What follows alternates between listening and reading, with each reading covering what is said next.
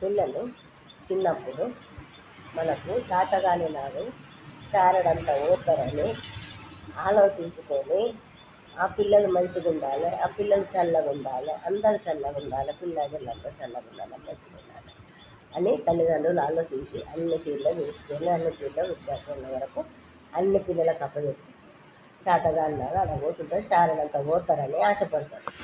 కానీ పోచేదందుకు తిప్పల పడతారు. చారడు పోసేటందుకు కొడుకులు, కోడళ్ళు, మనవలు, మనవరాళ్ళు, బిడ్డలు, అల్లుళ్ళు ఇంతమంది ఉన్న ఆ ముసలోళ్ళకు చారడు పోసేటందుకు శాతనైతే లేదు. రోజుకొక్కరు పెట్టినా వాళ్ళ జన్మ ధన్యం అవుతుంది.